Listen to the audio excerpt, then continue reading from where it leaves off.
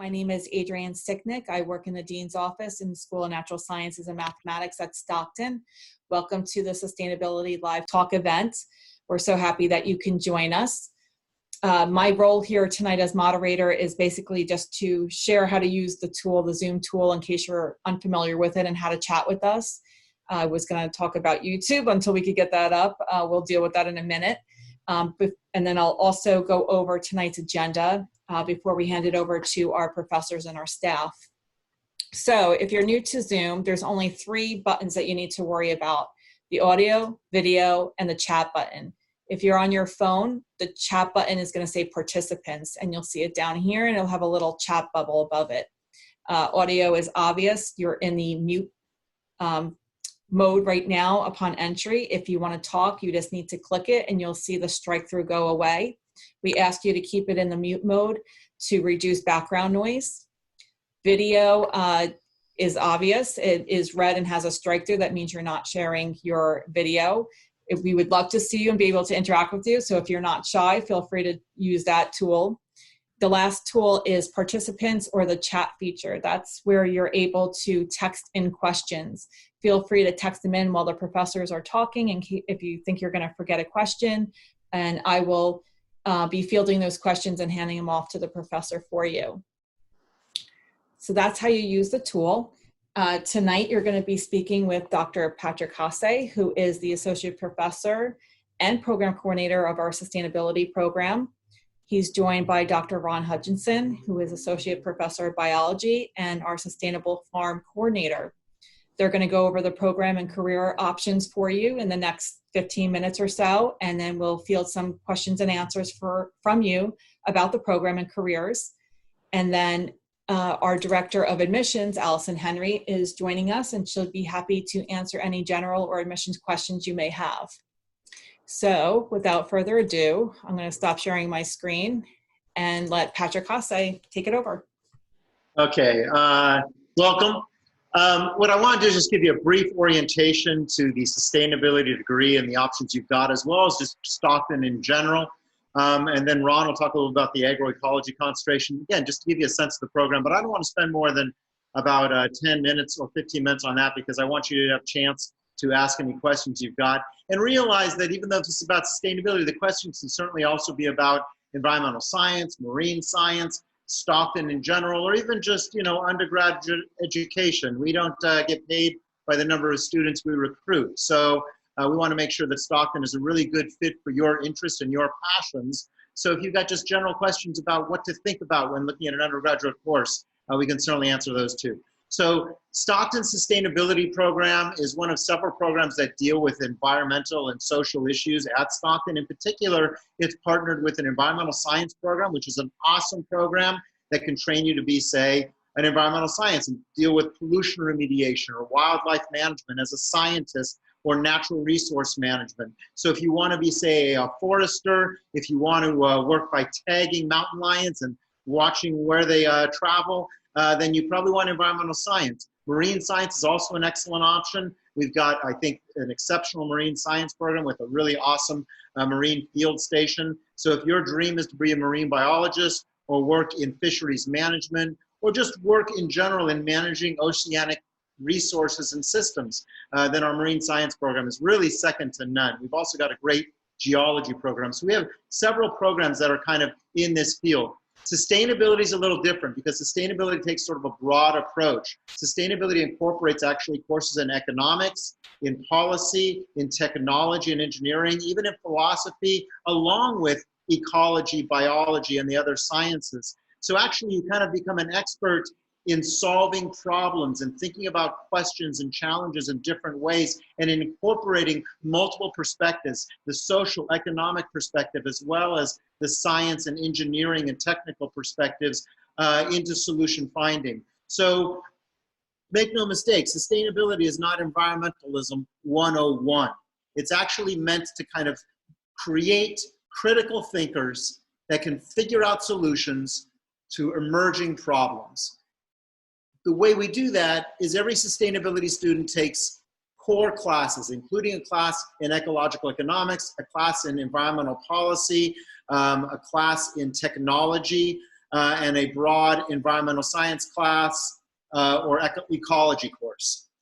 In addition to that, then, each student in sustainability develops an expertise in a certain area.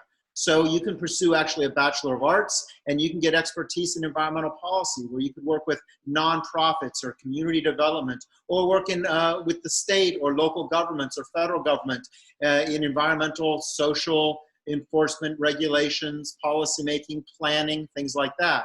In addition, on the BA side, some of our students choose the management track, and they work in actually small and large businesses and corporations and sustainability. If you haven't noticed, sustainability is a really hot topic for major industries, from the pharmaceutical industry to obviously the alternative energy industry to many others. So there's a lot of companies that are looking to create green products, to market their products as more green and more sustainable, and to address global social and environmental issues in their operations. So these folks get trained in those areas. That's the Bachelor of Arts. And just in general, the Bachelor of Arts are a little different at Stockton and around New Jersey than the Bachelor of Science, in that the Bachelor of Arts requires that half your classes be in your program, the other half of your classes are in general studies, which means general studies courses in the natural sciences and the social science and the humanities, as well as what we call arts and distance classes, where you get to explore and finally take that class in guitar or piano or art history, whatever it is, to kind of develop a well-rounded breadth of education. The Bachelor of Science side has more courses in your actual major and fewer classes in general studies. In addition to that, they tend to be more science-oriented kind of programs. So it's in sustainability, we have a Bachelor of Science in Energy Science, where you get actually hands-on experience and training in alternative energy, green building to design, high efficiency systems, high efficiency buildings, etc. In fact, I'm in our energy lab right now, and if you can see behind me, it's a real hands-on kind of place. So you don't just sort of learn about the theories of alternative energy, you actually work with photovoltaic systems and with solar thermal systems and in building design and computer-assisted design. And we've actually got students building a hybrid electric go-kart, and they have the opportunity to test and evaluate different kinds of vehicle technologies, as well as different kinds of energy technology, et cetera. So that's the energy field. We also have a new concentration on the Bachelor of Science side in policy, where a student could actually take core policy classes and say natural resource policy, environmental policy and management, and those fields, as well as developing an expertise in broader natural resource issues by taking, say, classes in conservation biology, classes in natural resource management, fisheries management, et cetera, so you could actually go out and be an effective advocate or even work as a field biologist in the field of conservation, ecological systems, and that aspect of sustainability. And then lastly, we've also got a full program with a full farm on campus that focuses on agroecology. And happily, Ron's here. So Ron, maybe you can describe the agroecology program. Sure. A lot of things that Patrick has touched on apply to the agroecology area as well. We are hands-on, focused on projects and learning about agroecology issues. So agroecology, in its very name, is interdisciplinary. It combines ecology and agronomy. And so we have a hands-on approach at the Stockton Farm. There's a couple of core classes you'll take in that field: food and agriculture, plants and agroecology, to get sort of a breadth of knowledge in that area. And we hope to train you in growing your own food, in food systems, in food policy, in farm policy. It's a very, very broad field, and all of it is sort of critically important certainly in the times we live in now, to have that breadth of knowledge in that area. Typically, students will spend at least a couple semesters working on the Stockton Farm, either doing our farm practicum course or doing it as an independent study. We have a number of projects that are going on the farm right now. We have a geothermal heated greenhouse that's a couple of student projects. We have an ongoing project in looking at different garlic varieties that grow well in South Jersey. A garlic breeding program that will start up soon. So there's many opportunities to do research and to get experience on the Stockton farm. Yeah. And briefly, because this is a question that you should have in the back of your head, you should be wondering, what do people do with this degree? What kind of success do we have? I'll be honest with you, sustainability is a tough degree. So you're going to have to develop an expertise in policy, in economics, in food systems, in technology. Even if you decide you want to be, a sustainable farm specialist, you're going to have to develop an understanding of alternative energy systems, energy efficiency, and green buildings. And even if you decide you want to get in policy and community organizing, you're going to have to develop some expertise in ecology and food systems, et cetera, because we want you to have that broad perspective. That makes it a fairly tough degree. But the result of that is we generally have exceptionally good job placement. Our students graduate, and in the energy field where they get training in alternative energy and applied engineering, they often get job offers well before they graduate, sometimes a few months before they graduate. And so the students in that field work in industrial photovoltaic design systems. They work as field engineers in alternative energy systems. They work for major energy companies. They also work for green building design companies, sometimes small home manufacturers that are looking to make their buildings more efficient, sometimes with architecture firms, sometimes with building management firms that manage or design green high-performing buildings. The students that get the BA often work with nonprofits, and we've got a lot of students out there working with everything from the U.S. Forestry Service to community-scale tree planting projects to social justice advocacy groups. Really, it spans the realm. And some of them are now getting jobs also in business and industry, again, working with pharmaceuticals, working with companies, and working actually in even recycling. We've got a student now who works in Stowe, and he is the recycling coordinator for a major ski resort. So there's kind of all sorts of different options that are out there, but generally, it's really a dynamic field and really a growing field. And what you get trained in, whether it's on Ron's farm or in my lab or in the community, is problem solving. It's really about thinking about things in new ways, identifying new options, and then taking them to fruition. So in the lab here and on the farm, you're not just going to sort of think about options or run a farm. You're going to create new options and then make them and then test them and then see how they work, because that's what's really necessary. And as a result of that, we have a really good reputation with regional employers. So they look for our graduates because they know our graduates have problem-solving skills. And the advantage for you is these skills are universal. So wherever you want to work, whatever you aspire to be, knowing how to think about problems in new and interesting ways and knowing how to come up with new solutions and how to be resilient about problem solving, these are really key life skills that you'll learn that generally make our students very successful. So that's the approach we take. I'm not so worried about whether you're going to learn this particular thing or that particular thing in a lecture. What I'm worried about is, are you going to learn the kind of determination, critical thinking, and resiliency that's going to allow you to solve problems that, frankly, we haven't even fully identified yet.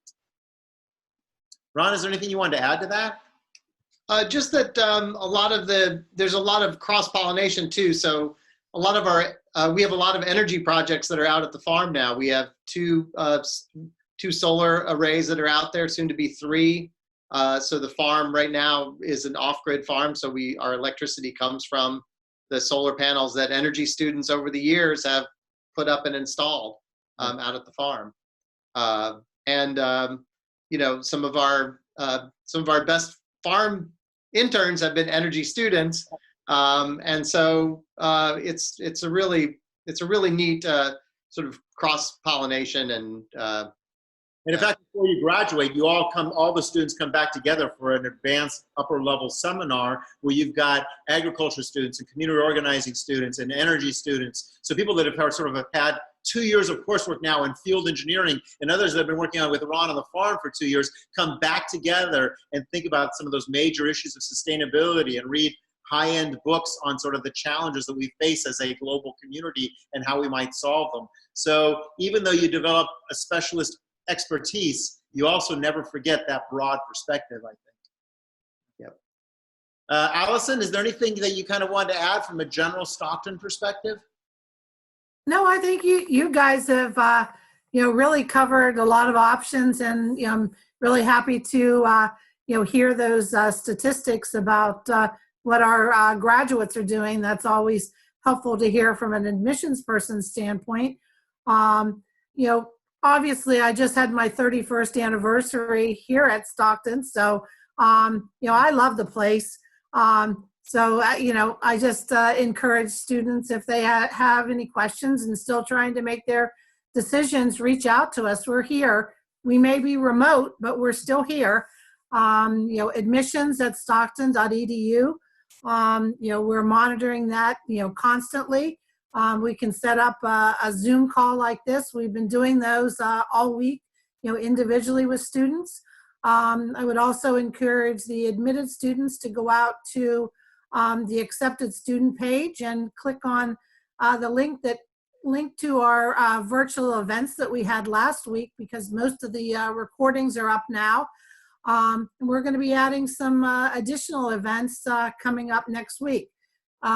Adriane, you can correct me if I'm wrong, but I believe it's the 22nd that we'll be having the marine science in the marine field station. Steve Everett is going to be doing that, and we're looking forward to hosting that event as well. Yeah. In addition to that, you bring up a good point. I mean, for those of you, I guess there's a couple of you here that are on. Realize that this is just the beginning of a conversation. I think that's the point Alison's making. So I'm happy to get together with you on FaceTime or through another Zoom and just talk about your career aspirations, what you want to do, even if you're trying to decide whether you want to get into criminal justice or sustainability or environmental science or whatever it is. We can kind of go through the options and go through the career possibilities together. Again, as faculty, we don't get paid per student we recruit. The thing we want to do is get a good fit. If you're interested in sort of that kind of engaged learning, if you're interested in hands-on experience, if you're interested in small classes, which is something that Stockton really has, I can tell you that, especially in sustainability, my classes tend to be 8 to 12 students. So if you're interested in that kind of experience and that kind of intense learning, then Stockton may be a really good fit for you. But that's something we could talk about. Shelley, Joe, you guys are on there. If you have any questions, you can feel free to type them in if you're shy, or go ahead and unmute and you can ask the questions, but I'll be happy to kind of answer any questions about undergraduate education or sustainability or Stockton. Patrick and Ron, do you have to have a certain number of classes to help out on the farm? Do you have to be a freshman, or do you have to be a junior? Is there any specifications to volunteer on the farm? This is a really good question, Adriane, because we kind of do it a little bit differently than other programs. There's certain programs where you do an internship or a special project, maybe your senior year. We actually try to get students involved throughout their studies. So often, for example, and I'm going to answer not just about the farm, but say in the energy lab, often I'll get a sophomore that's really into things, and I'll just have them do a small project in the lab, or we'll actually, instead of having them do 1 4-credit internship, maybe have them do a small internship their sophomore summer, and then a different internship or special project on the farm their junior year, and then their senior year they could do a big internship. Or students work on the farm. Geez, I guess the average student probably works on the farm about what, 3 or 4 terms in a row at least? Yeah, there's students that do it once and they're happy, and there's students that get hooked and they're out there most of the time. Yeah. Till they graduate usually. And we've got a question also about hydroponics. Ron? Yeah, so I just answered that, but we don't have hydroponics at the farm itself, but there has been students who have done projects in hydroponics. Right, and we actually have a hydroponics course at Stockton, which we allowed to come as an elective in the agroecology program. So students could do agroecology and then kind of specialize a little bit in hydroponics. And in fact, we had a student, an energy student, last year who built a hydroponic system. A vertical hydroponic system in the lab. It might be. I think, is it still back there? Yeah. Oh no, it's in the classroom. We were using it. But anyways, the hydroponic lab system. So generally what happens is students kind of pick their broad area of expertise, whether it's going to be energy and design or whether it's going to be agroecology, and then they generally specialize in something they're particularly interested in. I've got a student in senior synthesis, one of yours, Ron, who's really into mushrooms, fungi. That's his thing. Yeah. Mm-hmm. And so, yeah, he's got this broad training in agroecology, but he clearly is going to make his living growing mushrooms. Mm-hmm. Yeah. The other class in hydroponics that Patrick mentioned is taught by Professor Chrissy Cummings. And it is if you're interested in that, it's a really good class. It's project based, so you design a hydroponic system as part of the class and present it at the end to the class. And I've had students who have been farm interns and taken that class at the same time and used he was looking at a intercanopy LED system for that. So he used some of the plants from the farm to make his project work. Right. Yeah, and we've also got a cannabis studies minor, which can be a good complement with the agroecology concentration if students are interested in that particular field. And we've got a complementary alternative medicine minor. So if a student's interested in agroecology and interested in the idea of complementary medicine and growing medicinal herbs or foods, that could be a good combination as well. Hey, Ron, that's Allison. Do you want to maybe talk about what we do with everything that's grown on the farm? Yeah. So in the past, what we've done is we've basically provided it for free to local groups. The vast majority of it has been Stockton faculty, staff, alumni, students. We have a couple coolers now on campus where we load the food into those coolers, and I send out a group email and people come. We call them salad vultures. They come by to get the greens and beets and carrots and all the good stuff that we grow. We do one market a year, 1 day a week, so students who are really in the agroecology program can get some experience working a farmer's market. And then we also donate to the food bank. I think it's South Jersey Community or New Jersey Community Food Bank. We also partner with, Eastern Service Workers and donate some food to them. This year, because of the coronavirus, we'll be donating a lot more to the food bank just because there's not a lot of traffic on campus.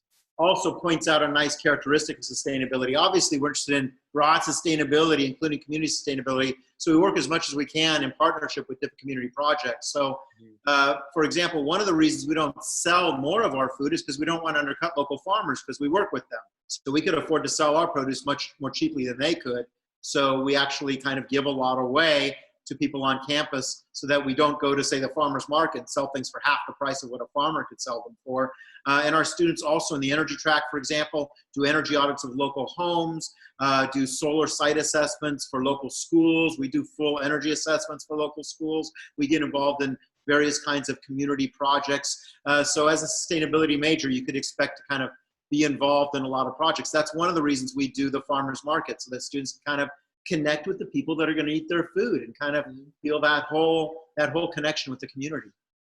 Yeah, and the farmers market is we are I wouldn't say universally loved at the farmers market, but within the area there's a lot of Stockton grads that love to just come up and talk to the students, and they learn a lot about the history of Stockton from our customers. So it's really great. I also want to point out too, the farm is not just a campus farm that we're doing this for fun. I mean, everything that we do is kept track of for yield purposes. And so last year we grew 6-point-something tons of produce on an acre. So our real goal is to you should leave, or you will leave Stockton knowing how to run a small, what we call market garden, a very intensive, sustainable type of agriculture that can produce a lot of food on a very small amount of land. Yeah, we can afford to experiment. One of the things Ron and I like to say is we can afford to fail. So we're not trying to grow produce to keep a struggling farm alive, which means we can see, hey, could this crop be grown in New Jersey? What would it take? How successful would we be? So we could share that information with local farmers. And we kind of take the same approach in energy, where we may sort of devise a device or try to make a prototype of something to kind of see, could this work?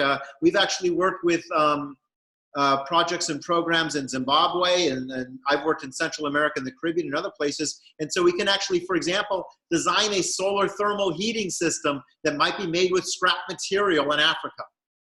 Kind of see how it works. And if it works well, we can send students with faculty to Africa to share that kind of training. We have actually got a professor who specializes in those kinds of sustainability projects abroad. So you kind of get to see the whole spectrum, I think, which is a nice aspect of the degree. Kaylee, any other questions? Or Joe, any questions from you? Or hey, Amber, nice to see you. Nice to not see you, but see your name. Welcome aboard. Any questions from any of you on the sustainability program or just college education? Sorry, I can't ask questions about how long this virus crisis will last. So certain answers I don't have. But I will say to the three of you, and to anybody else that watches this later on YouTube, that, you know, I consider this to be just the start of a conversation. So my email's on the website. It's my last name, my first initial, and Ron's too. So mine is HOSSAYP@stockton.edu. You can always email me with additional questions, thoughts. Even if you're thinking about other schools, email me just about, you know, the nature of Stockton or undergraduate education, or the potential for graduate school, or kinds of careers that are out there. Even if you're kind of figuring out, you know, like, what do I want to do? Like, you know, Kaylee's sort of into hydroponics, but what do you do with that? What kinds of career possibilities there are? Well, connect with me or Ron. We'll be happy to kind of just have a conversation with you, or whatever, FaceTime, Zoom, and kind of help you figure this out. I mean, if there's a silver lining to being trapped at home by most of us, it's we've got the time to sit down now with you and kind of get on the computer and maybe, you know, work through your career aspirations and make sure we got the right fit. Because really, when you're picking a college, it's not necessarily about like the best school objectively. It's about the one that fits with your passions and your interests and your aspirations. And that might be Stockton, it might not be, but we'll kind of try to help you figure that out. That's a great point, Patrick. This is Alison. Amber, you may have missed our introductions, but I'm the Director of Undergraduate Admissions. And I just want to remind you know, all of you, admissions@stockton.edu. If you have any questions at all. And as I mentioned earlier, we can set up a meeting just like this, or a call. You know, I do have a number of my staff members who are Stockton graduates, so they can even give you an even different perspective, both as an employee, but also the fact that they went through several of them undergraduate and graduate programs at Stockton. Right. And, you know, one thing I got to say, look, I don't get paid to blow Stockton's horn, but one thing I got to say is you're going to, I think, get a different experience than you might get somewhere else. I mean, it sounds like a cliche, but you're not going to be a number here. Whether you're going into the admissions office and asking questions, or maybe you're a transfer student and you want to go to academic advising and figure out how your courses are going to transfer, or come and meet some faculty or whatnot, I think you're going to find a lot of friendly faces and a lot of people are going to make the time to actually talk with you and figure things out personally with you. We kind of focus on a Stockton-friendly approach and working with students to make sure that their goals are achieved as best we can. So this is not the kind of place you're going to go and just be one more anonymous person in a 150 student classroom. Our classes are small. Our admissions folks are ready to help you. And, you know, we're all kind of here for the same goal, to make sure that, you know, we can help you figure out what your next step is. Whatever that is, maybe it'll be sustainability at Stockton, but if it's not, we're still here to help you. The one thing that we like to say in admissions is we're not recruiting students, we're recruiting Stockton graduates. So, you know, you're right. It has to be the right fit. And we're really disappointed that we can't host you on campus, because obviously that's the best way for you to really get the feel. But we're hoping that by having some of these virtual events, that at least will give you a little piece of Stockton. Yeah, right. And also, you know, look, this isn't going to last forever. Later in the summer, possibly, or in the fall, If you're not planning on coming to Stockton in the fall, but you want to reach out to us, maybe sit in on a class or two, or meet with some students, or just tour our lab, or come and visit the campus farm, we could absolutely arrange that. Again, just send me an email, and I'll be happy to work with you on that. We just had, Patrick, it's Adriane. We just had a new prospective student join us. Yeah. Albertson, is that your name? Albertson? I think it's Albertson. And I believe that he has a really good connection with Ms. Medina. Am I right, Albertson? Sorry about that. It's okay. So, Amber, you missed some of this. Yeah, right about that. I'm sorry. Oh. I was working out with the audio. I was having an issue with it. Oh, no problem. Yeah. So maybe if you have any questions, you could ask them now. I mean, I don't want to go through everything again, but be happy to sort of explain any questions or ideas or concerns you've got. No, not really. We are recording this. We're going to put this up on our YouTube account so you can refer to it again at your own time. And like I said, we're going to include everybody's email address as well. Yeah. Yeah, we got a lot of transfers, by the way, Kaylee. Boy, I'm going to guess that probably about 40% of sustainability students are transfers. And some of them come in with an interest in agriculture. So maybe they in high school were into 4-H or something like that. And so they do agroecology. We get a fair number that come kind of with vocational training and are into energy. And then we probably get about, honestly, 25% of sustainability majors just come in with a general associate's degree from a community college, and they don't know exactly what they want to do, but they're kind of interested in the big ideas of sustainability, and we can work with that. So just to fully answer your question, because there's something implied in it, which is, can I finish in 2 years? It sort of depends. If you transfer in with an associate's degree and you want to get a Bachelor of Arts, almost always you can finish up in a couple of years.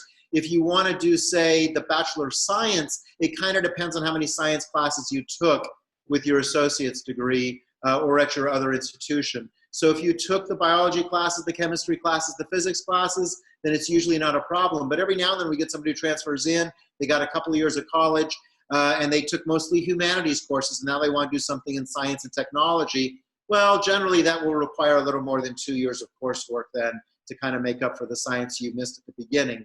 But yeah, we get a fair number of transfers. I think Stockton overall, boy, I don't know, maybe admissions probably knows, but I'm going to guess maybe 40% of our overall students are transfer. Yeah, that sounds about right. Yeah, we bring in probably about 500 or so in the spring semester, an additional 1,000 or so in the fall semester. So, yeah. Yeah, and honestly, definitely transfer friendly is the way we like to say it. The reason we can't answer the question precisely is because once you're here, you're part of Stockton. So frankly, in my classes, I mean, I don't really know which students transferred in and which students have been here since freshman. They're all Stockton students. They're all sustainability students. They're all working with me in the labs. So it's not really something that we kind of keep track of, except for the fact that they might have a few prerequisites they need to make up for. For both a transfer student as well as a freshman student, if you've had any dual high school credit courses, you may want to check out DegreeWorks on the Stockton website. That can kind of articulate the courses that you've already taken either at another college, or if you've had dual credit courses, to see where they actually would fit into a particular degree. You just sign right in. You don't have to have any special login information. If you have any trouble with that, our Center for Advising, they're the experts in DegreeWorks. They're doing virtual appointments as well. Advising at stockton.edu, or if you go directly to their website, you can sign up for appointments with them directly. Mm-hmm. Yeah, and of course you can always contact Ron and I too, especially if you're interested in the sustainability major. You know, at some point we can have a face-to-face meeting, maybe later in the summer, and just go through your transcript and talk about how it would fit. And sometimes it's a judgment call. Sometimes you got a class and we need to kind of figure out, well, is this really like our plants and agriculture class, or is it different enough where we want you to take both? So we kind of figure that out with you, and that helps if you're there, because then you can tell us, well, this is the kind of material that was covered in that class, and we can make sure that you're getting everything you need to get. Any other questions or thoughts? At the risk of repeating myself, this is going to be on YouTube, so I want to make sure it's there before we end. My email, HOSSAYP@stockton.edu. Ron, do you want to give yours? Yeah, it's HUTCHISR@stockton.edu. I didn't want to give it because not all of Hutchinson. I didn't know where it stopped. Yeah, it stops at the S. Yeah, it's mine doesn't lend itself like yours does. Right. You can also do first name dot last name. So you could do ron.hutchison@stockton.edu. Either one of those will work. So. Right. Yeah, so reach out to us, and any questions you've got, we'll be happy to answer them. Be happy to get together with you virtually for the time being and in person as soon as we can. Yep. Yeah, I'd love to have you all out to the farm when it happens. So. And we can also, even before we meet in person, connect you with students in the sustainability degree. So if you're kind of interested but have some questions and you don't want to ask them to a professor, be happy to, if you send me an email, be happy to swing your email to a student, maybe a graduating senior, and you can kind of ask them where maybe there's, a little bit less whatever intimidation or something, or maybe you feel like you'll get a more honest answer. I don't know. But I'd be happy to connect you with the student in your area of interest.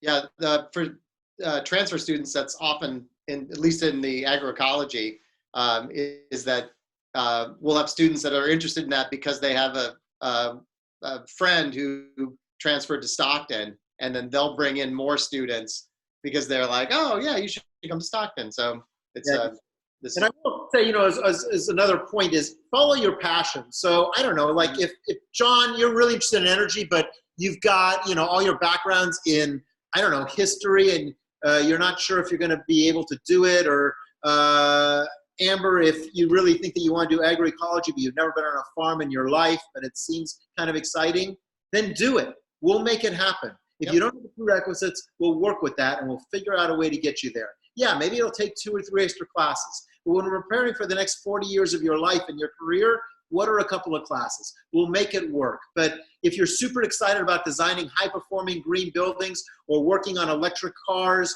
or working with solar energy systems, then we'll make that work. And if you've never had a physics class in your life, then we'll just have to deal with that, and we'll make sure that we work you through the prerequisites with the support you need to get you where you need to be for the career you want. So do the thing that's really going to excite you. That's why we're here. Don't worry so much about whether or not you have the background to get into it right away. If you've got the passion, that's all the background we need.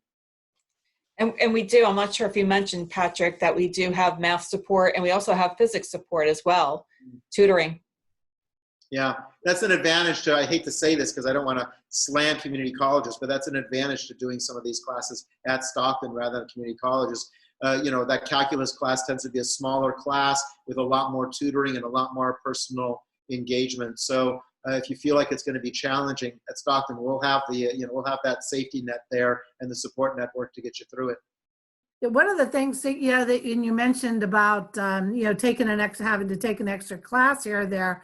One of the advantages of Stockton is the flat rate tuition.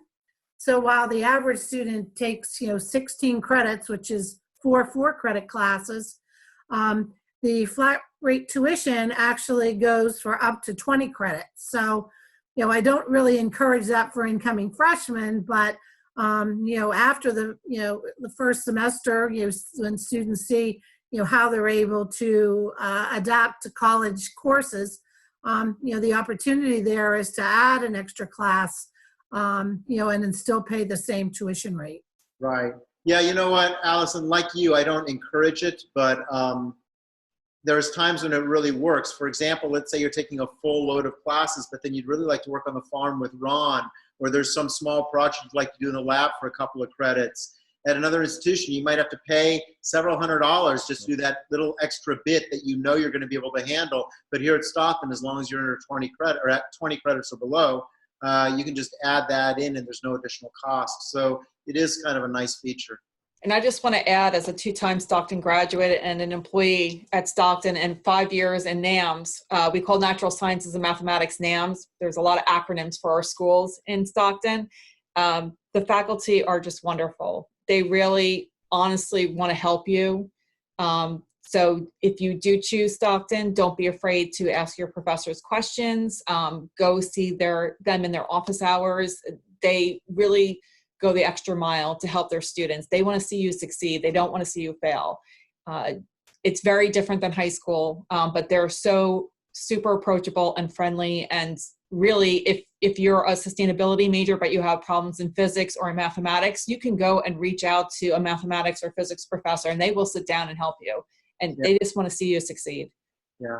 And we'll work together. We're not competing for students. So honestly, if a student comes to me and says they want to major in sustainability, and after we talk for a little bit, we realize that, oh, actually they're interested in physics, I'll walk them over to the physics program and introduce them to faculty there and get them started in that major. So it's just about having the right fit. So really, you can connect with faculty, that you think are going to be where you want to go, but don't worry about getting pigeonholed. If it turns out that you really, are a better fit with marine science or a better fit with, I don't know, political science, then we'll make those connections for you. We also, at the Sustainability Farm, we also have students that are working with physics professors on projects that are out there, and environmental studies professors are working on projects there. So it's the same thing. We're all in this together. We just want you to have a good experience for your college career. And you might have mentioned this already, but a lot of our programs, they're interdisciplinary, and some of our research projects, you may be a sustainability major, but you might be doing a research project in biology or physics or chemistry. We do have a lot of that with our students as well. Absolutely, yeah. And it's not uncommon to have double majors or a major and a minor. So somebody majoring in energy might also have a double major or a minor in physics, and they might have a project in this lab that will count for both the requirements for physics and for sustainability. Yeah, we do have a minor. I'm sorry, the question, in case you didn't notice, is do we have a minor in sustainability? Yeah, we do. Let me say a little bit about minors. We have a minor in sustainability, and we also have a certificate program in energy. So what that means, Emerson, is if you had an interest in, say, broad sustainability, the policy, agroecology aspects of it, then you might want a minor in sustainability. But if your interests were in energy and applied engineering, then we have a certificate program, which is a little bit different because it requires more classes, where you'd have all the applied energy classes and design classes, and actually you'd get your degree, and then you'd, in addition, get a certificate in energy science. And just broadly about minors, I don't usually recommend them unless they show kind of like a breadth of specialization. What I mean is, a lot of times people, for example, will get a degree in environmental science and be tempted to get a minor in sustainability or something like that, which to me doesn't make a lot of sense, because if you know something about environmental science, you probably know a little bit about sustainability anyways. But minors are really good if you're looking to kind of show potential employers that you know something about a field that's not normally in your field. So that's why I say, like, if you do environmental science, or if you do sustainability, you might get a minor, say, in political science to show that you know a lot about policy, or a minor in economics. And so the people that do sustainability minors are maybe somebody that's in business and interested in showing that even though they got a business degree, they know something about sustainability, or somebody in physics who wants to do the energy certificate to show that they have applied expertise in alternative energy systems. So generally, it's a way of kind of showing you've got a little bit of additional knowledge in a particular area. And the nice thing about minors at Stockton is, because we require a certain number of classes at some distance away from your major, often you can do a minor without actually any additional coursework. If you plan it out right, you just sort of make sure that the classes you need to take outside of your major area are in the minor area, and you get a minor without taking any really added classes.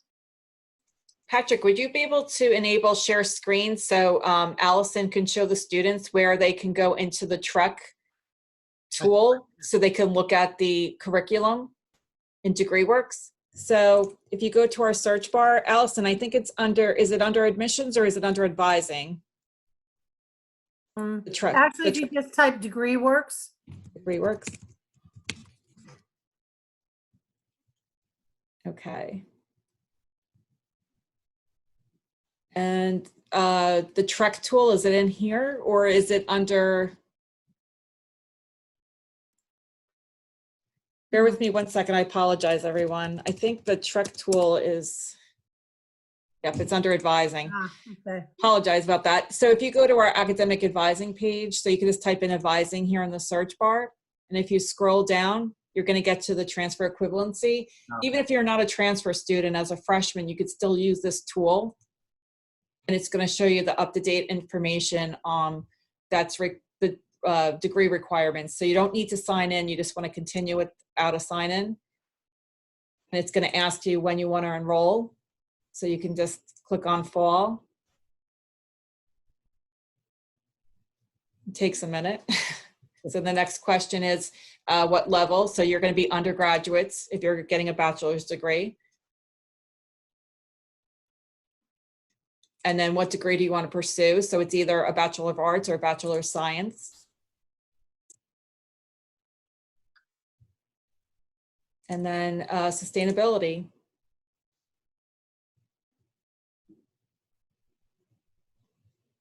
That's pretty cool. I didn't know this existed. This is handy. Yeah. So then it's going to ask you for what concentration you intend. So you can choose one, energy. Choose energy. The policy wasn't evident. If you do this, the policy concentration isn't going to show up probably for another couple of months because we just created it. So it won't be in the probably until September. But if you reach out to us, we will get it to you. Yeah. Yes.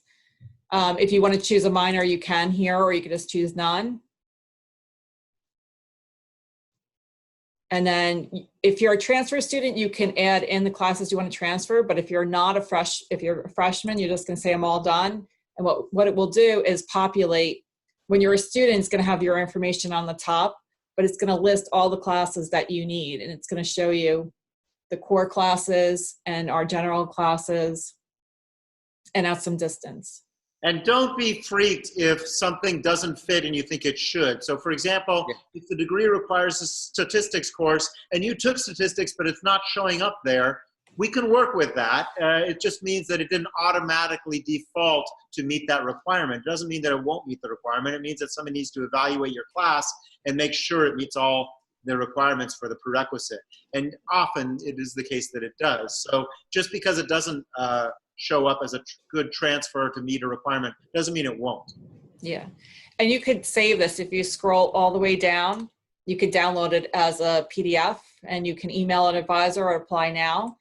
And if you want to go back and try a different degree, you just hit start over and it starts you over. Okay, I guess any final questions? Allison, any final words? Something we missed? Guess not. All right.